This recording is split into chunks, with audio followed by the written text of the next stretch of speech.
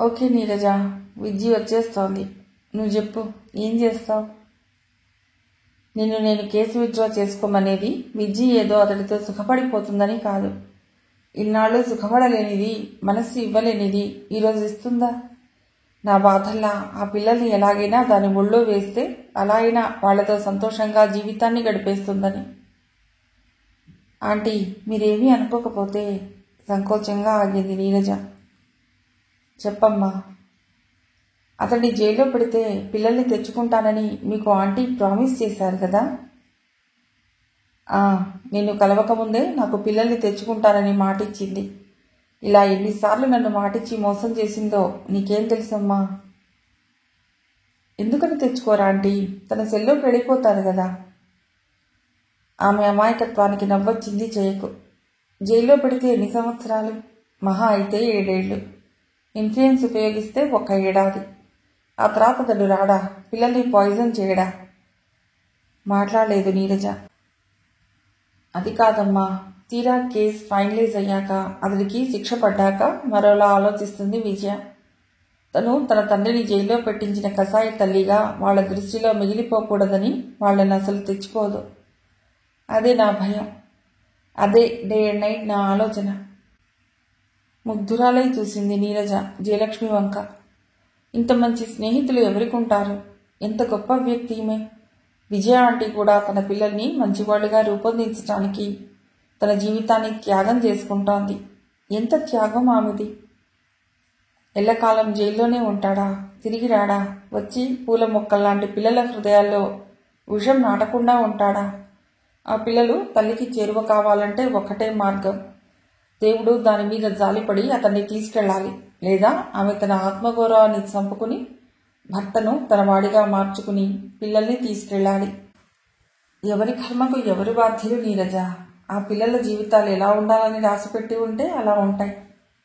ఈమె జీవితాన్ని కాల్చుకున్నంత మాత్రాన వాళ్ళు మంచివాళ్లుగా మిగులుతారా? అయోగ్యులైన తండ్రులకు ఎంతమంది యోగ్యులైన బిడ్డలు లేరు? ఈమె పిచ్చి కాకపోతే. కాదులే ఆంటీ, విజయ ఆంటీ ఇన్నాళ్ళు బిడ్డల్ని వదిలి కష్టపడ్డా మదర్ థెరిసా ఆశయాలు జీర్ణించుకుని పెరిగిన ఆ బిడ్డలు ముత్యాలే అవుతారు. నేను చెప్తాను ఆంటీకి పిల్లల్ని తీసుకెళ్లమని. చిన్నపిల్ల ఆవేశానికి నవ్వుకుంది జయ మరొకసారి. ఇప్పుడు కాదు, నేను ఈ కథ నీకు చెప్పినట్టు తనకు తెలియకూడదు. నువ్వు కేసు వాపస్ తీసుకోవాలి. ఆ పిల్లల్ని దాని ఒళ్ళో వేసేసి ఆస్ట్రేలియా వెళతాను. మీరిక్కడున్నారా? విజయ్ మీ కొరకు వెయిట్ చేస్తున్నారు. సిస్టర్ రోజా అక్కడకు వస్తూ చిరునవ్వుతో అంది. చిరునవ్వు వాళ్ళకి అందమైన ఆభరణం. తన పిల్లల్ని ఈ దేశానికి ముద్దుబిడ్డల్ని చేయటానికి తన ప్రాణ స్నేహితురాలు జయ ఆంటీ మాట కాదంటోంది విజయ ఆంటీ. ఆమె జీవితంలో వెలుగు తేవటానికి జయ ఆంటీ ఆశపడుతోంది, ఆరాటపడుతోంది. ఎవరి స్నేహం గొప్పది? ఏంటి నీరజ ఆలోచిస్తున్నావు? అంది జయ. ఏం లేదా ఆంటీ, మీరు ఎలా చెప్తే అలా చేస్తాను. నేను ఇప్పుడు నా గురించి ఆలోచించటం లేదు. నవ్వుకుంది జయ. తను ఆ వయసులో చిన్న విషయాలకు కూడా అలానే ఫీల్ అయ్యేది. Thank you Neeraja. నేను రష్యా పంపిస్తాను. నీరజ కళ్ళు మెరిశాయి. చదువు, రష్యా అనగానే ఇంత మాత్రానికి ఈ 4 నాళ్ల నైరాశ్యానికి ఎంత ఆవేశం. ప్రసూతి వైరాగ్యం, శ్మశాన వైరాగ్యంతో పాటు ఇలాంటి చిన్న చిన్న వైరాగ్యాలు మనిషికి ఎదురు కాక తప్పవు. ఆ క్షణంలో మన మనస్సును ఏ మైకం కమ్మేస్తుందో ఆ మైకం చెప్పినట్టే వింటా. ఆంటీతో నాకు చదువుకోవాలనుందని చెప్తాను ఆంటీ, కానీ నన్ను చాలా అవకాశవాది అనుకుంటారేమో. అనుకోనిమ్మా, అందరి చేత మనం మంచిగా అనిపించుకోవాలంటే అది వీలయ్యే పని కాదుగా. నీ మనస్సాక్షికి తెలుసు నువ్వు ఓ మంచి పని చేస్తున్నావని. అది చాలదా చెప్పు. అలాగే. లేచి వస్తుంటే ఎదురైంది విజయ. ఎంతసేపు ఏం చేస్తున్నారు? నీరజకు హోమంతా తిప్పి చూపిస్తున్నాను. ఇట చూస్తూ అనేసి చాలా టైం అయినట్లుంది, వెళదామా? అంది జయ విజయ వైపు చూస్తూ. ఆ రాత్రి విజయ అలసి నిద్రపోయింది. నీరజకు ఆమెతో మాట్లాడే అవకాశం లేకపోయింది. ఆ పక్కనే పడుకుని జయ కూడా నిద్రపోయింది. పొద్దునే తన పెదనాన్న కూతురు ఫోన్ చేసింది జయకు.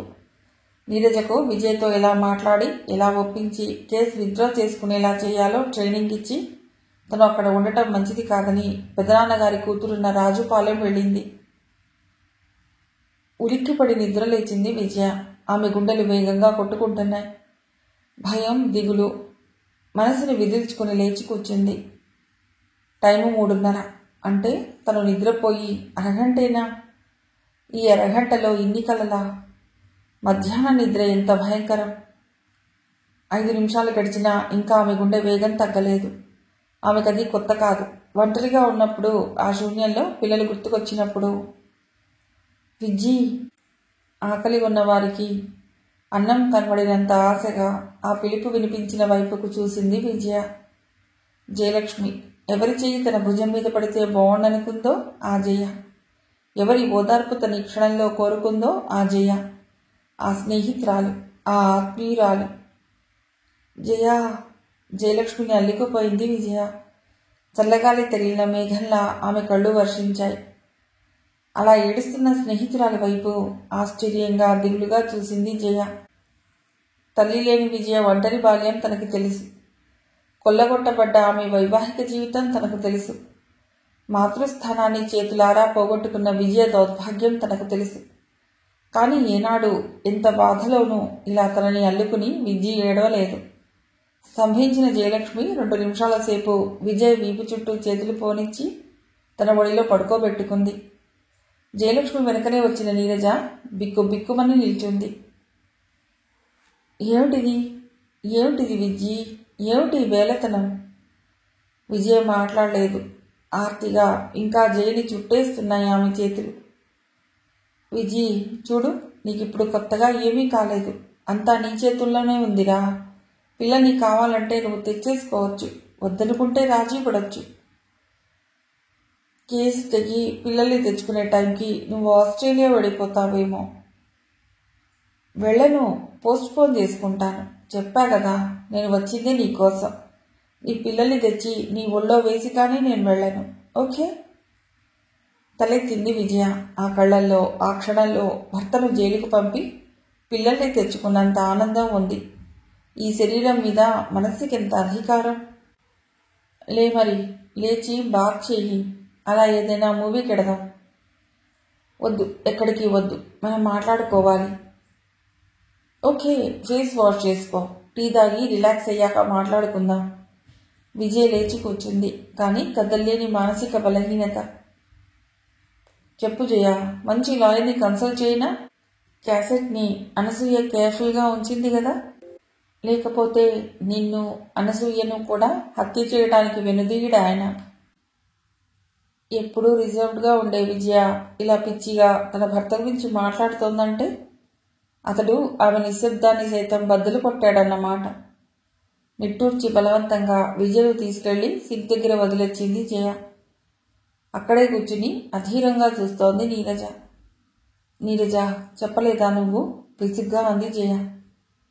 ఆంటీ, భయంగా ఉందా ఆంటీ? నేనే కేసు వేయమని చెప్పి నేనే కాదంటే. కోపంగా చూసింది జయ. నువ్వెవరో తెలియని నీకు అంత సహాయం చేసింది విజయ. విజయ్ ఏమిటో తెలిసిన నువ్వు తనకి సహాయం చేయలేవా? నీ గురించే గాని తన గురించి ఆలోచించవా? ఎంత స్వార్థపరురాలివి! ఆంటీ, ఆంటీ, అలా అనకండి ఆంటీ. మీరే లేకపోతే, మీరే రక్షించకపోతే నేనే మురికి కూపంలో ఉందునో. అలాగే నన్ను తిట్టినా పర్వాలేదు, చెప్పేస్తాను. ప్లీజ్, అదిగో వచ్చేస్తోంది. మనం మళ్ళీ మాట్లాడుకోవచ్చు. ఇప్పుడే చెప్పేయి. బాధపడితే బాధపడుతుంది, తర్వాత సర్దుకుంటుందిలే. నేను ఎడుతున్నాను. ఆంటీ, ఇప్పుడు అసలే హాట్గా ఉన్నారు. ఇప్పుడు చెప్తే ఆమె వినరు అంది నీరజ. నిజమే, తన మనసు వీక్ అయినప్పుడు చూసి నేను చెప్తాను. అప్పుడు చెప్పు. చిన్నత్త అంటూ వచ్చింది వింధ్య. తెగని సంఘర్షణతో తలనొప్పి తెచ్చుకుని కాంపోజ్ మాత్రం ఇంకి పడుకోబోతున్న విజయకు వింధ్య రాక ఇబ్బందిగా అనిపించింది. అయినా లేచి కూర్చుని జరిగి చోటిచ్చింది. నిజానికి విజయకు తనదైన సొంత బెడ్రూంలోకి ఎవరినీ రానివ్వటం ఇష్టం ఉండదు. తనకంటూ ఆ గదికి సంబంధించిన సాంసారిక ఆనందం ఎలాగూ లేదు. కనీసం ఒంటరిగా గడపాలనుకున్న క్షణాల్లో మాత్రం ఈ బెడ్రూంలోకి వస్తుంది విజయ. ఆ క్షణాల్ని కూడా చంపుతున్నారు అన్యాయంగా.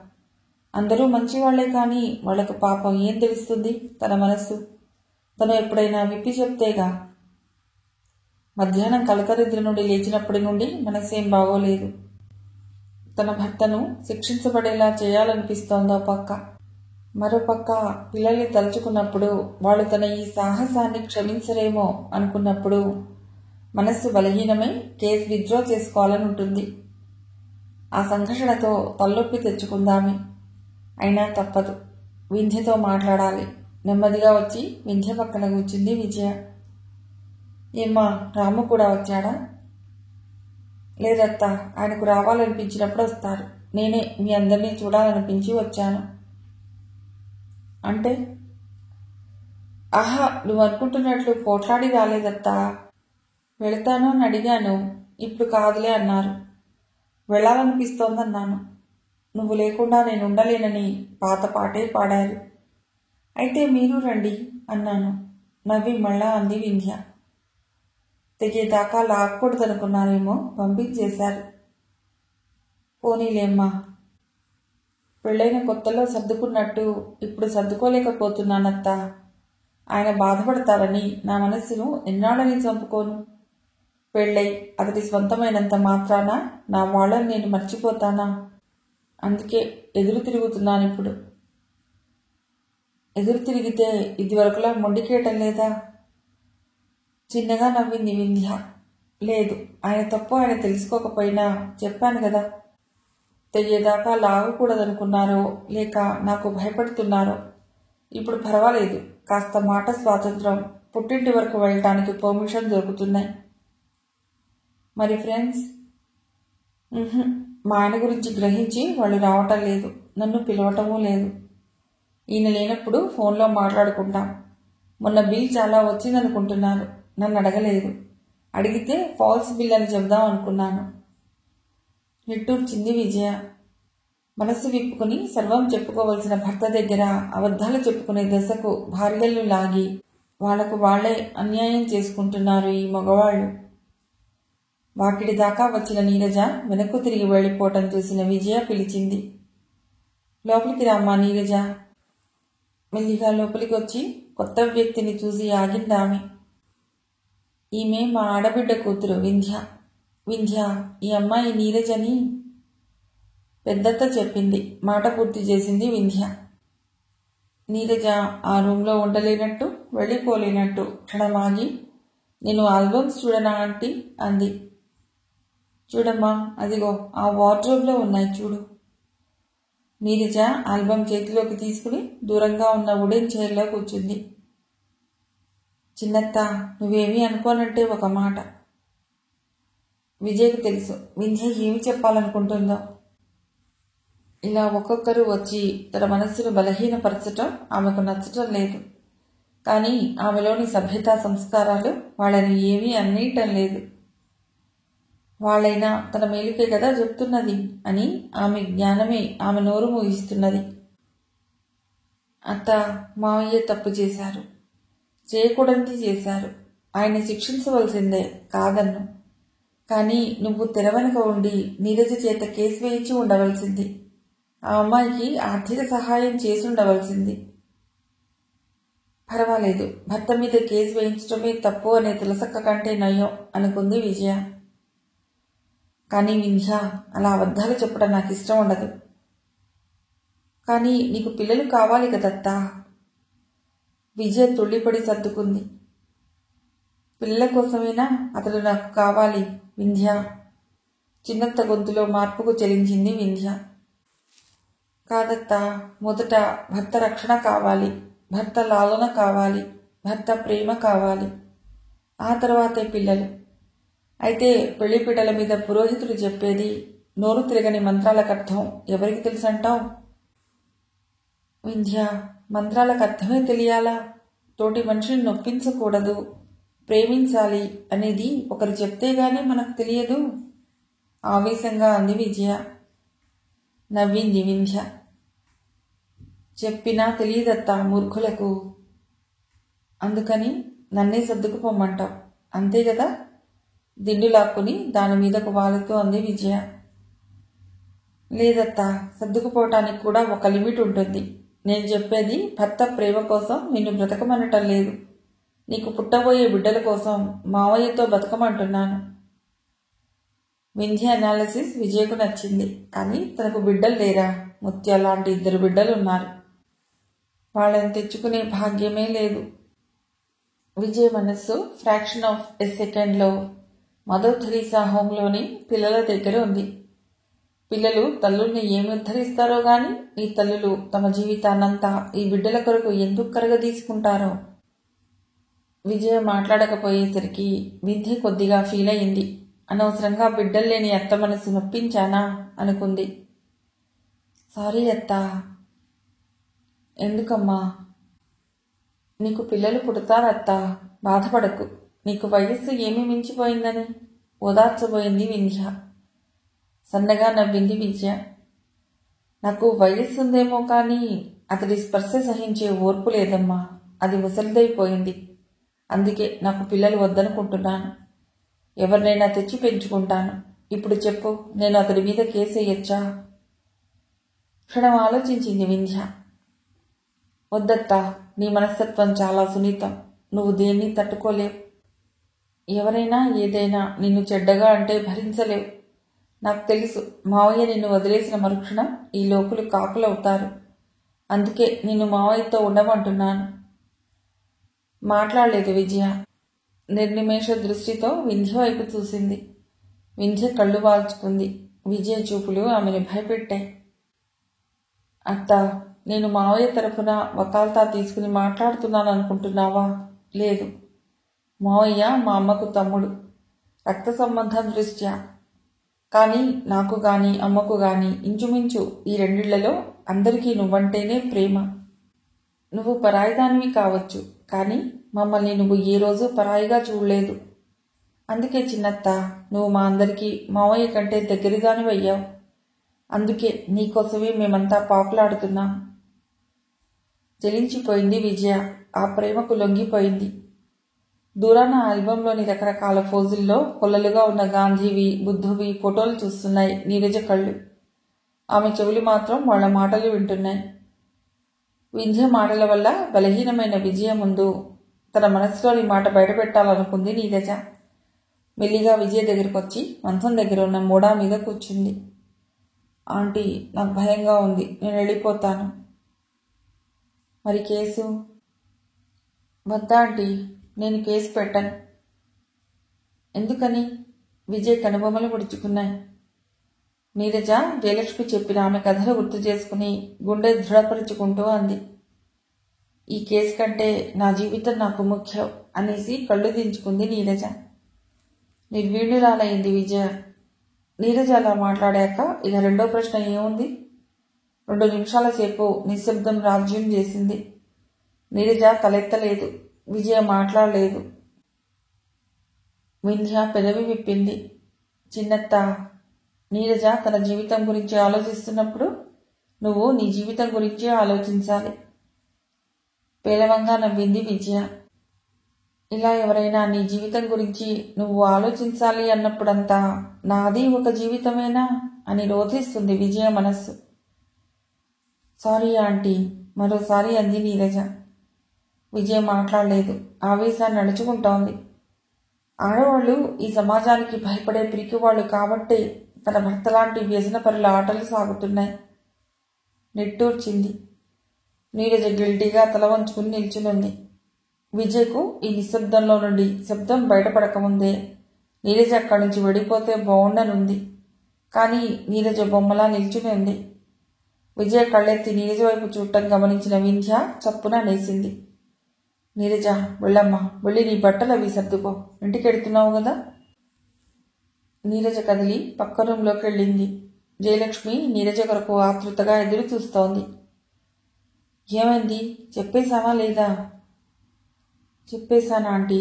విజయ ఆంటీ చాలా బాధపడినట్టున్నారు. పర్వాలేదమ్మా, 4 నిమిషాలు ఈ బాధదేముంది. రేపు దాని జీవితం బాగుంటే అంతే చాలు. నీరజకు కూడా జయలక్ష్మి తీసుకున్న నిర్ణయం బాగున్నట్టే అనిపించింది. చెప్పు. రష్యాలో మెడిసిన్లో నిన్ను చేర్పించిన నిద్రాణమై ఉన్న విద్యాకాంక్ష మళ్లీ తలెత్తింది నీరజలో. రష్యాలో నా ఫ్రెండ్ ఫైనల్ ఇయర్ మెడిసిన్ చేస్తోంది. అక్కడైతే నాకు భయం లేకుండా ఉంటుంది. కానీ ఆంటీ, అంత డబ్బు ఖర్చంటే... పర్వాలేదమ్మా, నేను భరిస్తాను. ఆ శంకలేం పెట్టుకోకు. నువ్వు మొదట మీ వాళ్ళ దగ్గరికి వెళ్ళి అక్కడ నుండి నాకు ఈ నెంబర్కి ఫోన్ చేయి. ఇంకా వారం ఉంటాను ఇక్కడే నేను. నీకన్నీ అరేంజ్మెంట్స్ చేసేడతాను. పాస్పోర్ట్ ఉందా నీకు? లేదన్నట్టు తల ఊపింది నీరజ. ఓకే, నేను వెళ్లే లోపల పాస్పోర్ట్, వీసా అంటే కుదరదు. నా ఫ్రెండ్కి నేను అప్పచెప్పి పెడతాను.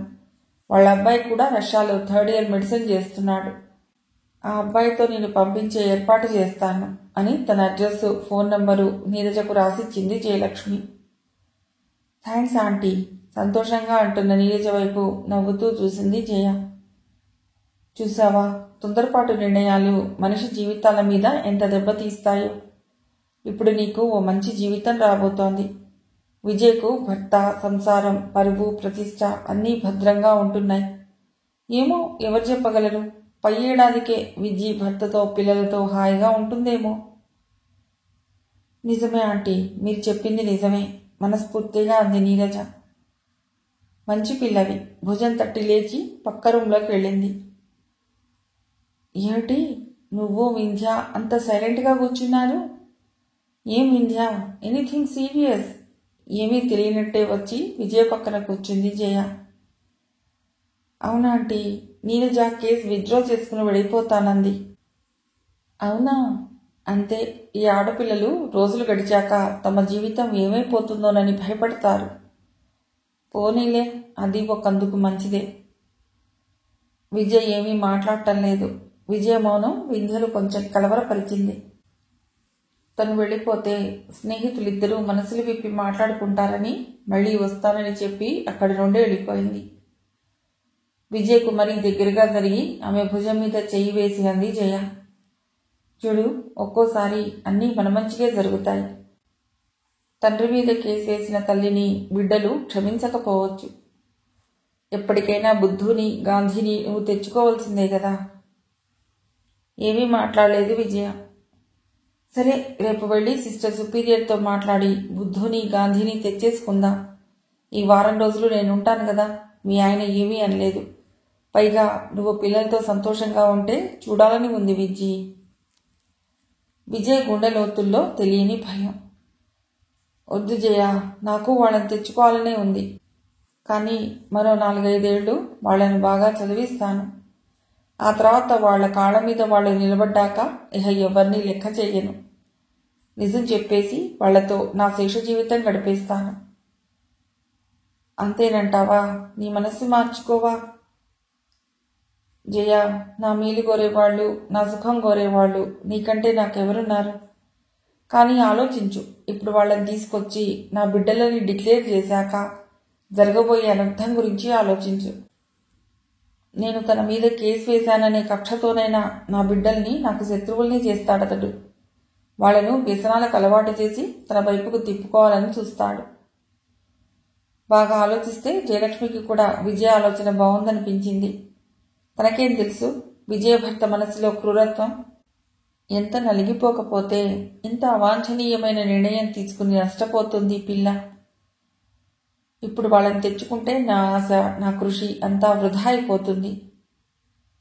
ఓకే, అలాగే, నీ ఇష్ట ప్రకారమే చెయ్యి. మరో 5 ఏళ్ల తర్వాత ఇండియాకు వస్తాను. నేను, నువ్వు వెళ్ళి వాళ్ళిద్దరినీ తెచ్చుకుందాం. ఓ నెల సెలవు పెట్టి వస్తాను నీ అందమైన జీవితాన్ని చూడటానికి. అప్పుడు మాత్రం నన్ను నిరాశపరచనని, ఏవేవో భయాలతో నీ జీవితాన్ని నాశనం చేసుకోనని నాకు మాట ఇవ్వు. జయ చేతిలో చేయి వేసింది విజయ. పడుకుంటావా? జరిగి చోటిచ్చింది జయ. జయలక్ష్మి ఒళ్ళో వాలిపోయి ఏడ్చేసింది విజయ. జయ కంగారు పడింది. ఏమైంది విజయ్, ఏమైంది? విజయను తడుముతూ కంగారుగా అడిగింది జయ. విజయ్, ఇలా చూడు, కేసు విత్డ్రా చేసుకోవటం నీకు బాధగా ఉందా? చెప్పు. 2 నిమిషాల తర్వాత సర్దుకుంటూ అంది విజయ. లేదు. మరి ఎందుకలా బాధపడుతున్నావు? స్నేహితురాలి వీపు నిమురుతూ అంది జయ. ఏమో, నాకు ఈ జీవితం నచ్చడం లేదు జయ. బలవంతంగా నా మనసు ఇష్టపడినట్టుగా కాకుండా ఎంతకాలమని ఇలా? ఆమె గొంతులో కన్నీళ్లు గరగరలాడాయి. నేను సలహా చెప్తాను, వింటావా? అంది జయ. చెప్పు, నిరాసక్తిగా అంది విజయ. నువ్వు నీ పిల్లల్ని తీసుకుని ఏ సిటీకైనా వెళ్ళి అజ్ఞాతంగా ఉండి పిల్లల్ని చదివించుకుంటూ ఉండకూడదు? నిరాశగా చూసింది విజయ. ఆయన బతుకున్నంత వరకు అది కుదరదు. ఈ సమాజం సంగతి నీకు తెలియదు. పారిపోయిందనో లేచిపోయిందనో అంటారు. పోనీ మీ నాన్నను తీసుకొచ్చి ఆయనకు ఉన్న నిజం చెప్పి ఆయన ఇంటికి వెళ్ళినట్టు పెడితే? ఇంకేమైనా ఉందా? ఆయనకు తెలిసిన మరుక్షణం మా ఆయనకు తెలిసిపోతుంది. మా నాన్నకు మా ఆయన ఆస్తి మీద ఉన్న భ్రమ నా మీద కూడా లేదు. అలా అనకు. ఒకవేళ ఆస్తి మీద భ్రమున్నా అది నీకోసమే కదా. నిజమేననుకో అని నిట్టూర్చింది విజయ. కొట్టిపారేకు విద్యే, నేను వచ్చి మీ నాన్నతో మాట్లాడతాను. పిల్లల్ని తీసుకొచ్చి పెంచుకున్నట్లు చెప్పి మీ ఫాదర్తో ఉండిపో. ఇహ నువ్వు ఇలా ఒంటరిగా బతకలేవు. పెనం మీద నుండి కుంపటిలోకి పడ్డట్టుగా ఉంది నువ్వు చెప్పేది. అక్కడి వాళ్ళే మడికట్టు కట్టుకున్నారా? అయితే ఇలా చెప్పు. ఎలా ఏమిటి? మళ్ళీ మామూలే. నా బిడ్డలు ఏ చెడలవాట్లకు గురి కాకుండా ఉంటే అంతే చాలు. నా జీవితం ఎలా ఉన్నా పర్వాలేదు. జయలక్ష్మికి కోపం వచ్చింది. అలవాట్లు అలవాట్లు అంటావేమిటి? ఎవరికి లేవు అలవాట్లు? అందరూ మీ ఇంట్లో వాళ్ళలా పవర్సా? తాగి తమ పనులు తాము సక్రమంగా చేసుకునే మగవాళ్లే లేరంటావా? క్షణం జయ కళ్ళలోకి చూసింది విజయ. జయ ఆర్తిగా పిలిచింది. నా మీద నీకున్న ప్రేమ నేను ఇలా మాట్లాడేలా చేస్తోంది గాని ఆలోచించు. ఏ గూటి చిలక ఆ గూటి పలుకులే కదా పలుకుతుంది. ఏం పలుకులో గాని ఈసారి నీ బిడ్డని తెచ్చి నీ ఒళ్ళో వేసి గాని నేను ఆస్ట్రేలియా వెళ్ళను. నేను వెళ్ళినా అక్కడ మనస్థిమితంగా ఉండలేను. జయ జయ, ప్లీజ్, నీ ప్రేమతో నన్ను లొంగదీయకు. నీ స్నేహంతో నన్ను మార్చకు. నా పిల్లల్ని అన్యాయం చేయకు. ఆమె రెండు విభిన్న భావావేశాల మధ్య నలిగిపోతోంది. జయ తాలూకు స్నేహ రుణం తీర్చుకోలేక ఆమె మనస్సు నలిగిపోతోంది. జయ చెప్పినట్టు వినకపోవటంలోనూ ఆమెకు చాలా బాధ కలుగుతోంది. వేడి నిట్టూర్పు ఒకటి వదిలి లేచింది జయ. ఎంత పిచ్చిగా నమ్ముతున్నావు విజయ్ నీ సిద్ధాంతాలని నువ్వు? పిచ్చి కాదు, కర్మ నా మెదడు అలాగే ఆలోచిస్తోంది. నేనేం చెయ్యను? తులసక్కలా ఉంటే ఎంత బాగుండేది. సరే వదిలే. మరి నువ్వేం చేయాలనుకుంటున్నావో చెప్పు. నన్నేం చేయమంటావో కూడా చెప్పు. హతాశురాలై అంది. ఎప్పటిలా విజయ ముందు లొంగిపోయింది జయ. విజయ్ కూడా నిట్టూర్చింది. ఏమీ లేదు, మామూలే. ఈ విషయాలిక వద్దు. చిన్నప్పటిలా ఏదైనా మంచి మాటలు చెప్పవా? వింధ్య మళ్ళీ వచ్చింది. అత్త, నీ ఊరెడుతున్నాను, చెప్పిపోదామని వచ్చాను. అదే, అప్పుడే వెళ్ళిపోతున్నావా? ఇంకా 4 రోజులుండి. మధ్యలో అడ్డుకుంది వింధ్య. లేదత్తా, చెప్పాగా, నేను వచ్చిందే నీకోసం. ఇలా తొందరగా తిరిగి వెడితే ఇలా ఎప్పుడైనా మిమ్మల్ని చూడాలనిపించినప్పుడు మళ్లీ రావచ్చు. విజయ కళ్ళలో తడి. ఈ పాటి ప్రేమ ఆదరణ అగ్నిసాక్షిగా తనను పెళ్లి చేసుకున్న తన భర్తకు లేకపోయిందే. అలాగేనమ్మా, వెళ్ళిరా, అప్పుడప్పుడు వస్తూ ఉండు అంది విజయ. 2 రోజుల తర్వాత జయకు ఒంటరిగా దొరికాడు విద్యాధర్ రెడ్డి. నేను ఎల్లుండి నైట్ ఫ్లైట్కి వెళుతున్నాను. తనే స్వతంత్రంగా కూర్చుని అంది జయ. అతడికి ఏం మాట్లాడాలో తోచలేదు. అయినా ఆమెకు తప్పలేదు. మీ ఆరోగ్యం బాగుందా? బాగుందన్నట్టు తలూపి తల వంచుకున్నాడతడు. ఎంత ఇంట్రోవర్ట్ ఇతడు అనుకుని మళ్లీ తనే అంది. విజ్జి పిచ్చిది, ఆదర్శాలు పాడు అంటూ తన జీవితాన్ని పాడు చేసుకుంటోంది. అలా బుద్ధి చెప్పండి. జయకు అతన్ని చూస్తే చాలా అసహ్యం వేసింది. అతడు చేసిన నీచకృత్యం అందరికీ తెలిసిపోయింది. అయినా అతడు మారలేదు. మారవలసింది తన భార్యనని చెప్తున్నాడు. ఎదుటి వ్యక్తి మీద క్షమించలేనంత కోపం వచ్చినా నిస్సహాయంగా అతడిని ఏమీ అనలేని దౌర్భాగ్య స్థితి ఎంత నికృష్టమైనది. మీరంటే విజయ్ చాలా భయపడుతోంది. అన్నీ మర్చిపోయి మీరు కాస్త దగ్గరైతే ఆ భయం పోతుంది. మీ ఇద్దరి జీవితాలు బాగుంటాయి. అతడు వాక్యం మధ్యలోనే అడ్డుపడ్డాడు. నాకే, నేను హాయిగానే ఉన్నాను. ఆమెకేం తక్కువట? ఛీ, ఏం మనిషి! ఇతడితో సర్దుకోమని కదూ తను ఇన్నాళ్ళు విద్యతో చెప్పింది. తేరుకుంటూ అంది జయ. తక్కువని కాదు, భర్త ఆదరణ కోసమే కదా ఆడవాళ్ళు ఎదురు చూసేది. ఇంకెలా చూడాలంట? ఇక జయ మాటలకు తడుముకోవలసి వచ్చింది. ఆ మూర్ఖుడితో ఇంకేం మాట్లాడగలదు? 2 నిమిషాల నిశ్శబ్దం తర్వాత లేచి నిల్చుంది జయ. వస్తాను. అతడు నిల్చోకుండానే సరే అన్నాడు. జయను ఫ్లైట్ ఎక్కించడానికి వద్దన్నా వినకుండా మద్రాసు వచ్చింది విజయ. తిరిగి ఒక్కదానివే అయ్యావు అని చెక్కిన్కి వెళ్ళబోయే 10 నిమిషాల ముందు దిగులుగా అంది జయ. జయ, నేను ఒక్కదాన్నే కాదు, నేను చాలా మందిని మిగుల్చుకున్నాను. రజియా, సత్యనారాయణ, రాజు, వింధ్య, భావన, తులసక్క, ఇంకా చాలా మంది గుండెల్లో ఉన్నాను. ఎవరూ మిగలని అనాథ నా భర్తే. సరే అనుకో విజ్జి, కానీ నేను వెళ్ళాక నువ్విలా అతడి మీద ఎఫ్ఐఆర్లో కేసు రిజిస్టర్ చేశావని నీ మీద ఏమీ అఘాయిత్యం చేయడు కదా? చేయడు, అంత ధైర్యం లేదు. అవును విజ్జి, నాకు అలాగే అనిపించింది. నువ్వో పని చేయకూడదు, అతని మంచితనంతో లొంగ తీసుకోవటానికి ప్రయత్నించకూడదు. అప్పుడు అతడు మారతాడేమో. విరక్తిగా నవ్వింది విజయ. జయ, ఇక ఆ విషయాలు వద్దు. నీ సంగతులు కానీ ఆస్ట్రేలియా విషయాలు కానీ చెప్పు.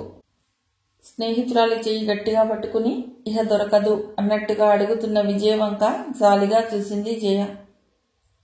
భర్త కబుర్ల కంటే మంచి కబుర్లు భార్యకి ఏముంటాయి? విజయ జీవితం ఎంత శూన్యం అనుకుని నిట్టూర్చింది. చెప్పు జయ, ప్లీజ్. ఏం చెప్పను? మీ ఆస్ట్రేలియా కబుర్లు చెప్పు, మీ వారి కబుర్లు చెప్పు. ఆస్ట్రేలియాలోని నీ క్లినిక్లో కూర్చుని నా గురించి ఏం ఆలోచిస్తుంటావో చెప్పు. వెల్ విజ్జి, చెప్తాన్రా, అలా కూర్చుందాం. నీ గురించి నేనేం ఆలోచిస్తానా? విజ్జి మళ్ళీ పెళ్లి చేసుకుంటే బాగుండును అని ఆలోచిస్తాను. సిన్సియర్గా చెప్తున్న స్నేహితురాలి వంక విభ్రాంతితో చూసింది విజయ. అదేం కాదులే, సరదా కన్నాను. ఆమె అనాలోచితంగా ఆ మాట అనలేదు. ఆమె మనసులో కోరిక అదే. After all life is very short. పిల్లలు వద్దనుకుని, భర్త వద్దనుకుని ఇక ఆ జీవితానికి అర్థం ఉంటుందా? అందుకే ఆ మాట అనేసి స్నేహితురాలికి ఆలోచించడానికి అవకాశం ఇచ్చి మరో టాపిక్లోకి వెళ్ళిపోయింది జయ. విజ్జి, చెప్తే నువ్వు నమ్మవు. ఆస్ట్రేలియన్స్ అంత లేజీ బగ్గర్స్ ఇంకొకరు ఉండరు. ఎందుకో తెలుసా? సొంతంగా సంపాదన లేని వాళ్లకు గవర్నమెంట్ స్టైఫండ్ ఇస్తుంది. కష్టపడి సంపాదించేదానికంటే స్టైఫండ్ ద్వారానే వచ్చే ఆదాయమే ఎక్కువగా ఉన్నప్పుడు ఎవరికి మాత్రం కష్టపడాలని ఉంటుంది? ఎంతమందికని సాయం చేయగలదు గవర్నమెంట్? ఆస్ట్రేలియాలో జనాభా తక్కువ కదా. ఈ విషయం ఎప్పుడైనా చెప్పానా నీకు? మన దేశంలో పిల్లలు వద్దనుకుంటే గవర్నమెంట్ డబ్బిస్తుంది. అక్కడ ఎంతమంది పిల్లల్ని కంటే అంత స్టైఫండ్ పేరెంట్స్కి ఇస్తుంది. అది ఎయిర్పోర్ట్ అని, మరో కొద్ది నిమిషాల్లో తన ప్రాణ స్నేహితురాలు తనను వదిలి వెళ్ళిపోతుందని అన్నీ మర్చిపోయి వింటోంది విజయ. నా పేషెంట్ ఒకతడికి 33 పిల్లలు. విజయ్ కళ్లలో మెరిసే ఆశ్చర్యార్థపు ప్రశ్న కోసం చూస్తూ చెప్పింది జయ. అదెలా పాసిబుల్? అతడికి 3 భార్యలు. లా ఒప్పుకుంటుందా? వాళ్లకు జనాభా కావాలి కదా. ఆశ్చర్యంగా చూస్తోంది విజయ. తన భర్తను, అతని మీద తాను వేసిన దావాను, తెచ్చుకోలేని పిల్లల్ని, తన చుట్టూ రాజ్యం వెళుతున్న అవినీతిని, అలవాట్లను, అయిష్టాల్ని అన్నీ మర్చిపోయి వింటున్న విజయ తుళ్ళిపడింది. చెక్కిన్ అవ్వటానికి అనౌన్స్మెంట్ వచ్చింది. జయ, తనలోని ఓ ప్రాణం తనను విడిచి వెళ్ళిపోతున్నట్టు చూసింది విజయ.